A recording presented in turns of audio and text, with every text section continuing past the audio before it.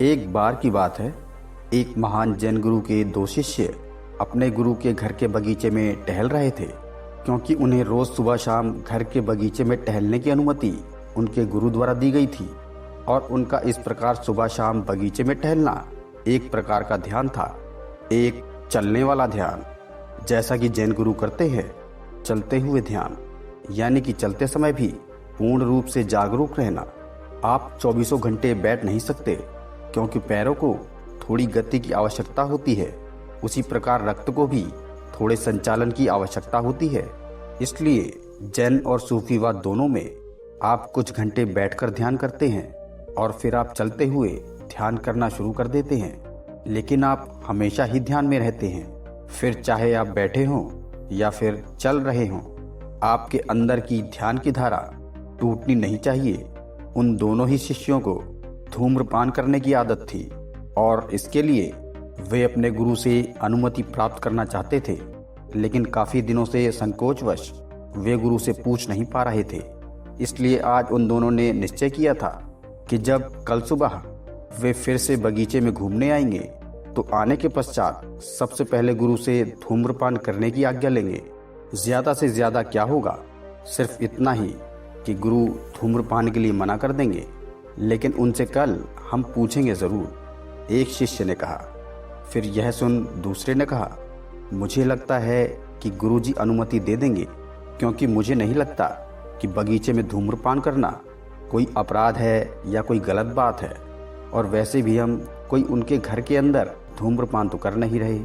इसके बाद कल धूम्रपान करने के वादे के साथ वे दोनों अपने अपने घर चले गए और अगले दिन वे दोनों फिर से बगीचे में मिले।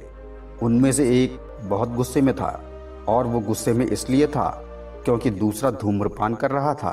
उस दूसरे शिष्य ने तंबाकू की एक कश भरते हुए कहा, क्या हुआ?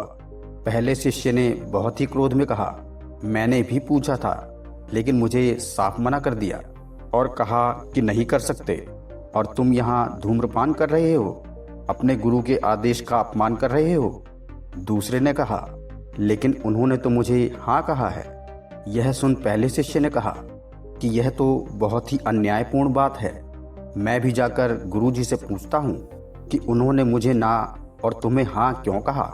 दूसरे ने कहा, एक मिनट रुको, तुम पहले मुझे ये बताओ कि तुमने उनसे पूछा क्या था। पहले ने कहा, मैंने क्या पूछा था? मैंने तो एक साधारण सा प्रश्न किया था कि क्या मैं ध्यान करते वक्त धूम्रपान कर सकता हूँ, और उन्होंने कहा नहीं। यह सुन दूसरा हंसने लगा। उसने कहा, अब मुझे समझ में आया कि आखिर मामला क्या है, क्योंकि मैंने गुरुजी से पूछा था कि क्या मैं धूम्रपान करते समय ध्यान कर सकता हूँ, और उन्होंने कहा हाँ। यहाँ सिर्फ हमारे द्वारा प्रश्नों के पूछने के तरीके और शब्दों के चुनाव में फर्क था, और तुमने देखा कि हम दोनों को ही प्राप्त उत्तर बिल्कुल अलग थे, जबकि हम दोनों एक ही प्रश्न पूछना चाहते थे। यह पूछना कि क्या मैं ध्यान करते समय धूम्रपान कर सकता हूँ, कितना बेहुदा सवाल है, और इसका उत्तर भी ना ही होना था, क्योंकि अगर कोई ध्यान कर रहा है तो वह ध्यान के बीच में धूम्रपान कैसे कर सकता है।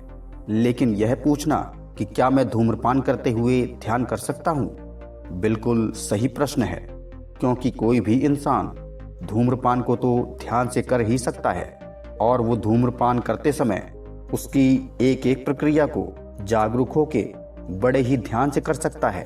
और यहाँ सभी कुछ सही प्रश्न पूछने का खेल है, क्योंकि यदि आप सही प्रश्न पूछते हैं तो यह ब्रह्मांड खुद ब खुद उसके उत्तर में अपने सभी रहस्य खोलता चला जाता है। और अंत में उस दूसरे शिष्य ने बहुत ही गंभीर होकर कहा कि जीवन ना तो दुख है और ना ही आनंद।